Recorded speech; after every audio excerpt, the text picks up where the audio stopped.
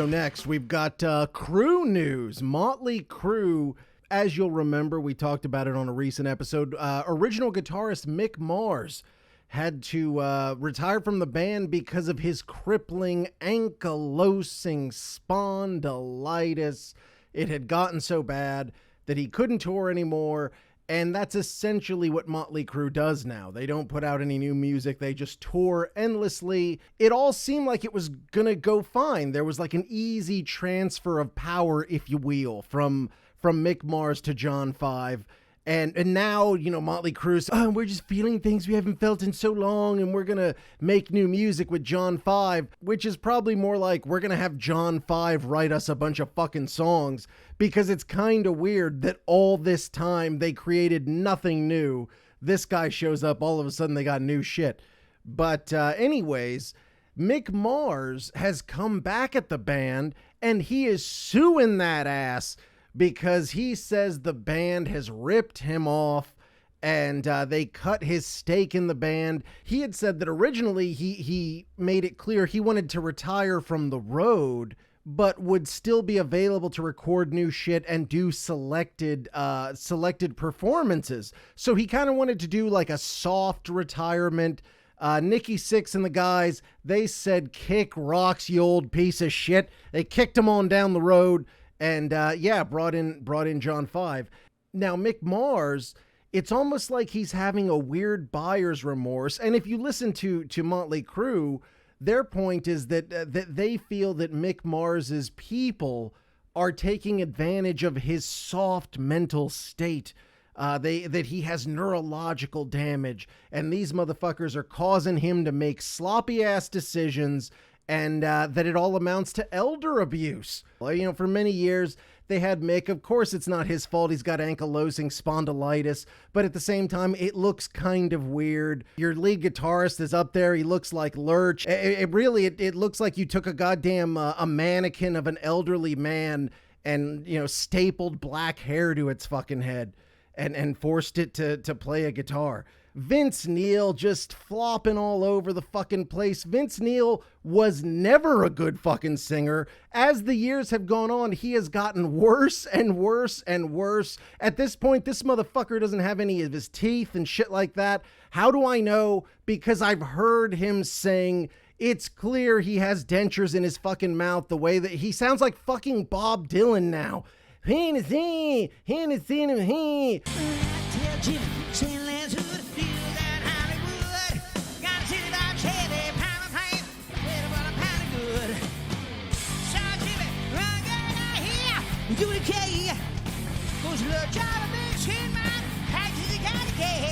I mean, can you believe the balls this motherfucker has to go out there in like sleeveless shirts, spray painted orange with that half-assed fucking effort, and to charge people for that shit? So it had gotten to the point that it was like cartoonishly bad. And so Mick Mars claims that for the last several years, the entire band's performance is canned, meaning it's pre-recorded and the band pretty much goes out and pretends to play. These are all guys in their fucking 70s, man. Guys in their 60s and 70s.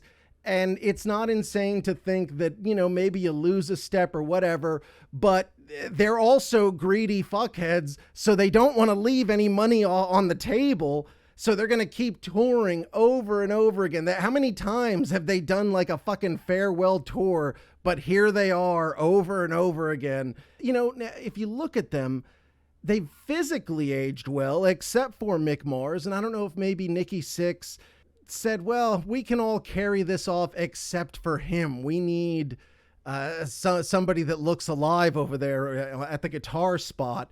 So Mick Mars claims that Nikki Sixx, who, for those of you who don't know, is pretty much in charge of the entire band. The Motley Crue is Nikki Sixx's band.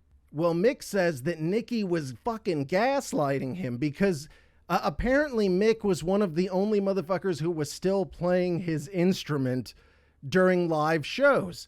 And so Nikki started accusing him of like forgetting chords or playing the wrong song and shit like that. Now, Mick claims that his monitors were fucked up, but that's kind of like a go-to excuse for people who know guitarists. That's like the first thing a guitarist is going to say if they fuck up. Oh, dude, my monitors, I don't know, but that was fucking weird. Let's just say that's true.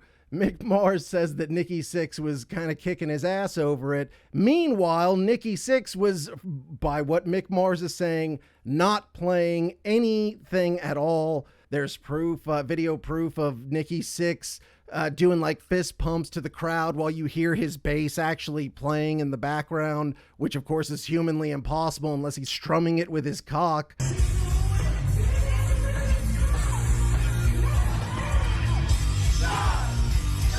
It's gotten really fucking ugly real fast. And at the end of the day, it all comes down to money. Basically, Mick says that they took his cut of the tour and they reduced it all the way down to 5%. And then basically were like, dude, you're lucky to even get that. We're going to cut you out. In fact, here's a quote. And this is out of the lawsuit.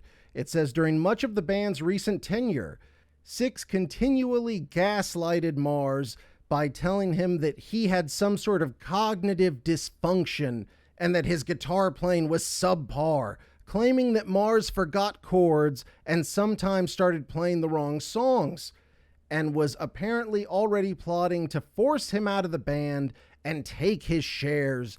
Repeatedly told Mars that he was playing the wrong chords and that fans were complaining about his playing.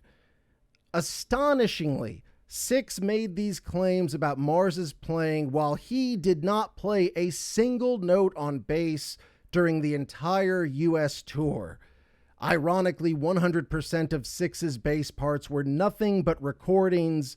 Sixx has been seen fist pumping in the air with his strumming hand while his bass part was playing. In fact, a significant portion of Vince Neil's vocals were also pre-recorded.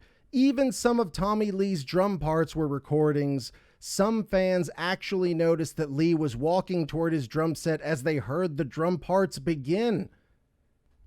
Mars's people basically say that he was bullied into leaving the band and sign over his rights to essentially 25% of the band's output as 1/4 of the band himself. So after that, Motley Crue's manager, Alan Kovac, he went and talked to Variety to defend the band from these vile accusations by Mick Mars.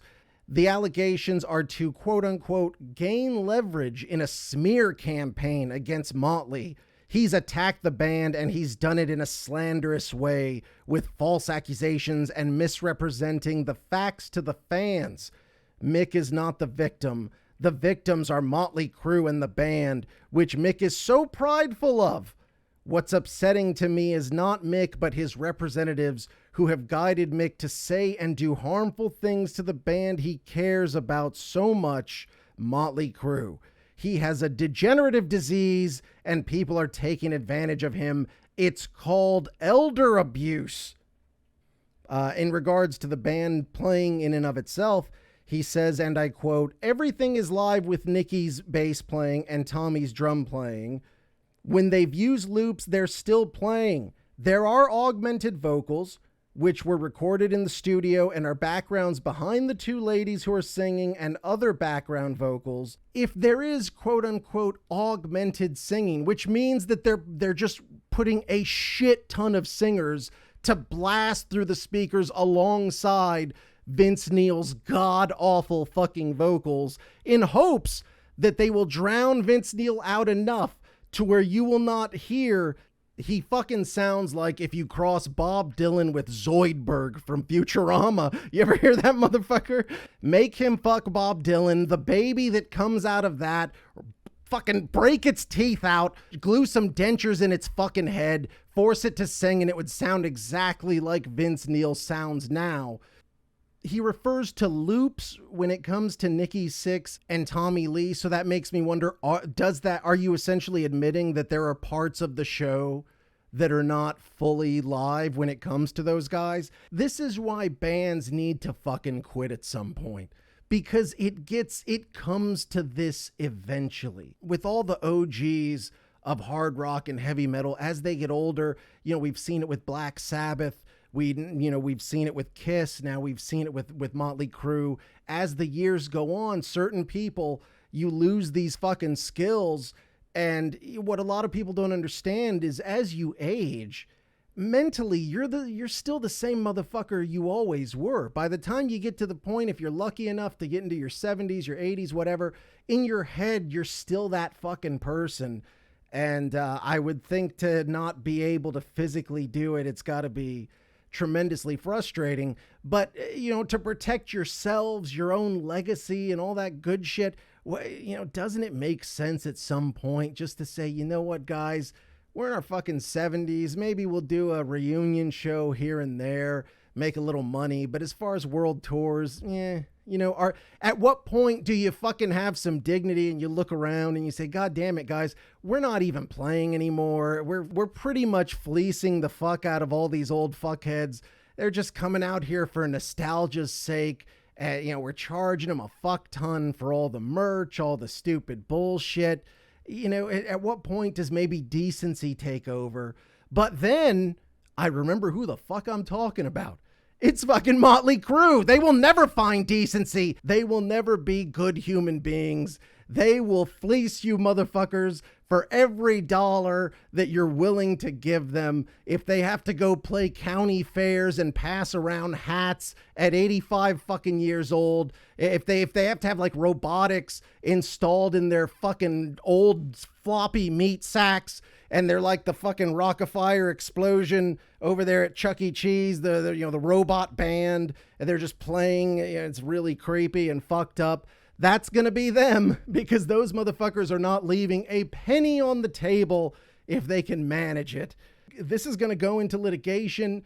So far, Motley Crue hasn't said shit about Mick Mars, but at some point, Nikki Sixx or Tommy Lee is going to fuck up and say something.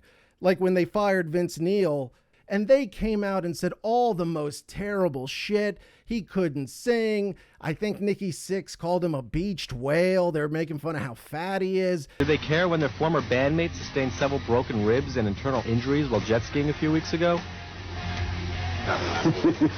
My heart goes out to you. What happened to the coral reef? Oh, man. Hey, when 300 pounds of blubber land on a coral reef, you know there was some dust flying around. You're invited, but I weigh a ton. Oh, okay, here we go. Great. Now you know that's going to be run. But as soon as there was money to be made, oh, Vince Neil, you're the man. He's the original. We loved Vince Neil all along. Motley Crue have no dignity. That's part of why people love them. It's part of their charm. They're scumbags. They're fucking street urchins, you know, who live from grift to grift, and they found the ultimate grift, and they're going to fight it out. And Mick Mars, he's right there with them. He's not going to leave any of that goddamn money on the table. I assume this will get resolved in some way. We will keep you up to date as the whole thing develops.